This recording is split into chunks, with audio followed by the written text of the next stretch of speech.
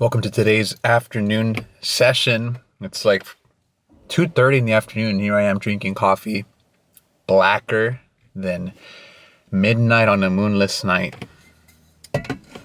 By the way, I filmed these in my car not because it's like an aesthetic choice. It's just it happens to work out that way. Otherwise, it would take me like weeks just to make one video. But on today's journal, I wanted to talk a little bit about anxiety. Kind of maybe how I see what it is and how to deal with it. If you've ever heard that phrase, like, well, you've got to live in the moment. If you're not living in the moment, you're not living life. And I never really understood that till I was explained basically how to look at like whether you're living in the present moment or not is this. To live in the past is depression. That's what we call depression. To live in the future, that's what we call anxiety. So to me, anxiety is simply being worried about things that have not occurred yet. When dealing with anxiety, I've noticed that it's kind of common. We tend to use this phrasage in terms of like, I deal with anxiety. I'm always anxious. It's almost like it's a condition. And I'm certainly not qualified in terms of mental health. You know, if you've got something very serious going on, then by all means, I do recommend, of course, reaching out to someone or reaching out to a professional that can help guide you through it.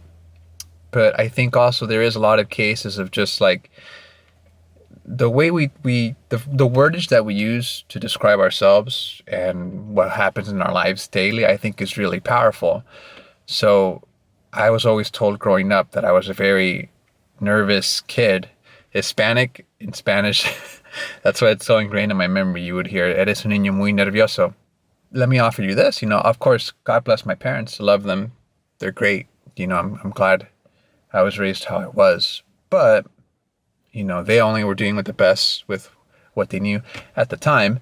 And now that, I'm the adult, I'm the one in charge and I get to like explore myself and who I want to become.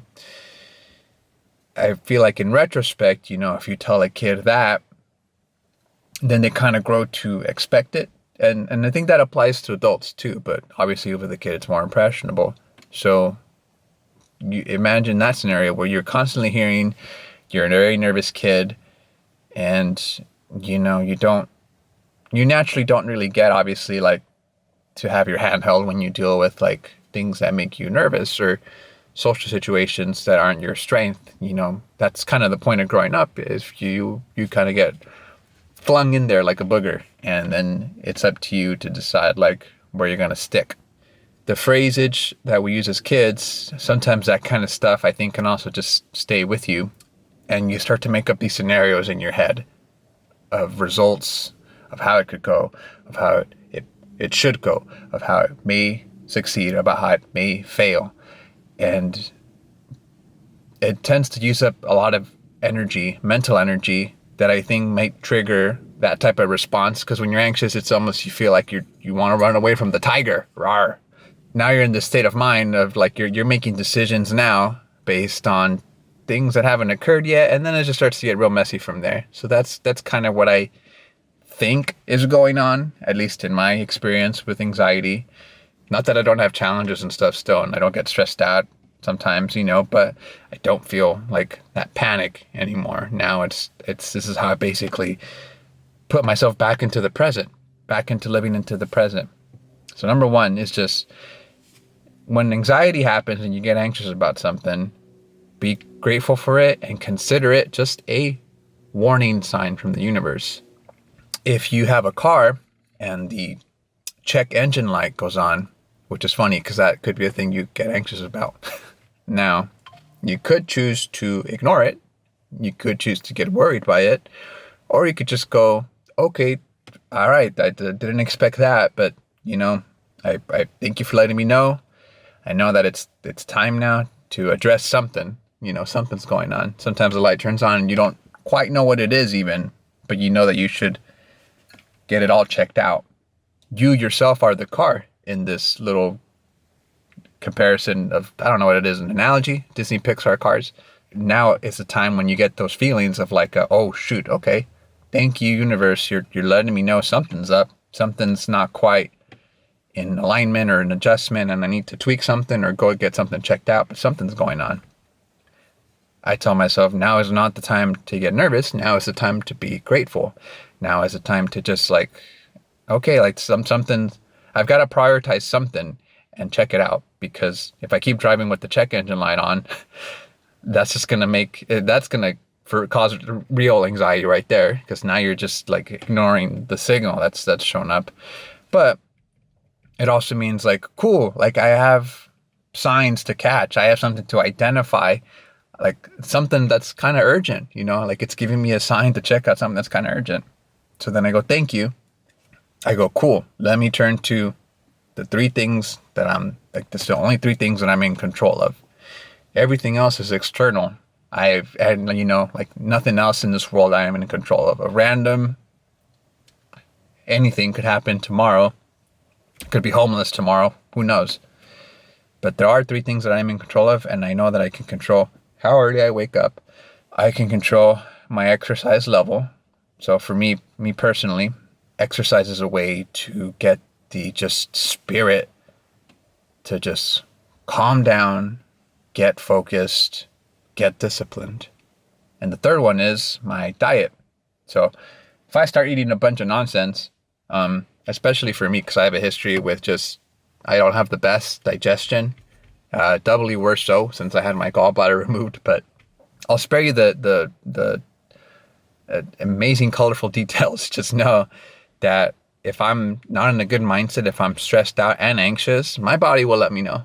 There's no doubt about that. I'll get the warning signal very fast, which is a result of, I only start eating poorly when my mindset's out of whack.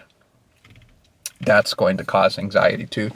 So that's the third thing I'll check. And usually I'll put in more work into sacrifice.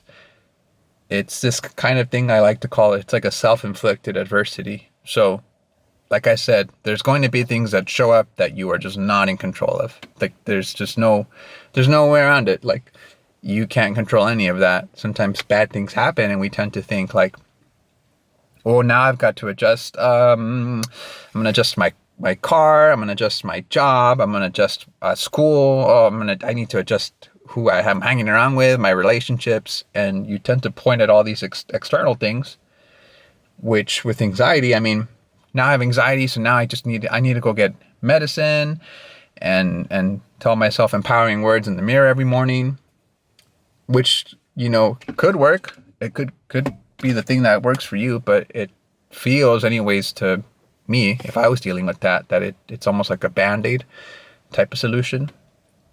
So rather than look externally and try to fix it with a Band-Aid solution, I look inwards. With the self-inflicted adversity, take the exercise, for example.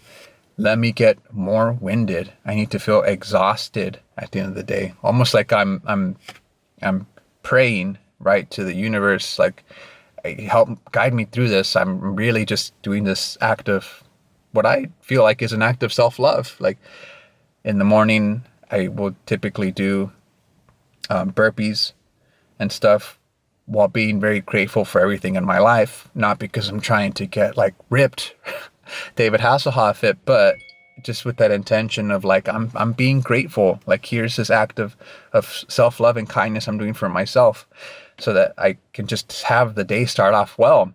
And I even do it another set in the evening just so that I can like peacefully, like it calms down that overly excited, anxious energy. And if it's really bad, I do more throughout the day to the point where I'm just winded.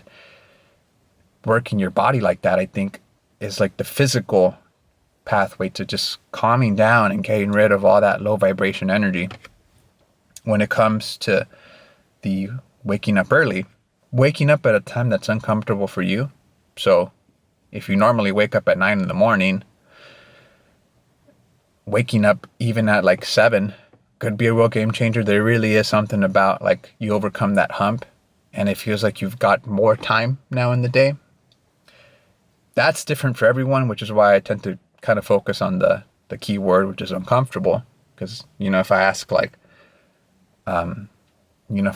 say like my fiance's grandparents who would get up to work at like an insane like 3 or 4 in the morning, like, hey, could you wake up at 7 a.m.? They'd be like, dude, I've been awake for like 3 hours providing.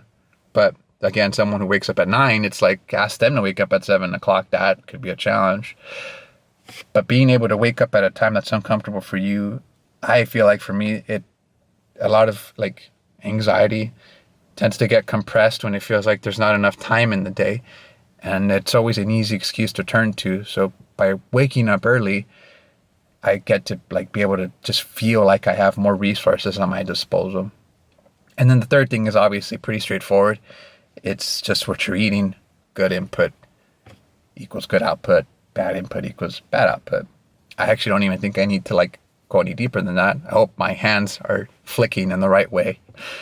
But again, it's not like the exercise. It's not about like you're trying to look like Shakira where your hips don't lie. Man, yeah, that was like it's the most 30-year-old reference I've made in my whole life. When you eat how you're supposed to, if you treat your body like how it's supposed to be treated, which is to say, in this life, there's always going to be a new house, a new car, just materialistic things. It's always going to be a new thing, but your body is the one vessel that you do have until the very last day of your life. So if what I'm putting into my body is pretty out of whack whether it's because of whatever I'm anxious about or it's for some other reason, but now that's making me anxious, letting loose on that will tend to make things 100% worse, because now I'm also like eating poorly, feeling just more tired, feeling like it's like my body's working extra hard now just to process everything. But just eating cleanly, eating like in a way that's how your body is designed to eat. And sometimes when it's really extreme, I'll even do a bit of a fast. Sometimes going on a fast will just like the amount of clarity you achieve on a fast, like you just feel hungry the whole day, dog. Like there's no time to be worried about little things, little problems, when all you can think about is how freaking hungry you are. That's kind of how I see what anxiety is. It's just a check engine light from the universe.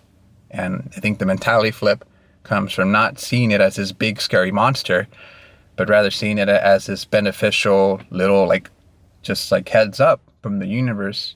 You need to adjust something. Something needs to be addressed. But if you just leave it lingering, it's not going to be good for you. I'm just giving you a heads up. That way later on you don't say, I can't believe I was anxious about this, or like you bias confirmation that we're just like, I knew that thing was going to go bad because I was anxious about it, and da da da da da. And I think my tools, personally anyways, it just comes down to those three things. How early am I waking up? Am I eating how I'm supposed to? And the amount of exercise, fitness, whatever the heck you want to do, activity, just to achieve like that nice, tired, like stress relieving feeling. By working on those self-inflicted adversities, it prepares you for the things that are guaranteed to come, because it's like, oh, I'm disciplined enough that I'm totally in control on those three things, and I don't feel anxiety because of it. Hope that makes sense. I mean, I think I try to condense a lot of information into like one video, but I just had that whole anxiety conversation come up recently, and I noticed that like, actually, I feel like I've gotten pretty solid at tackling it, Sometimes it's good to try to see these from a different light, and maybe it could help you out. So that's it. I'm gonna finish my coffee. It is now almost 3 o'clock in the afternoon. I probably have some type of ice with caffeine, who's to say. But I'll see you guys in the next Journal of Quarters.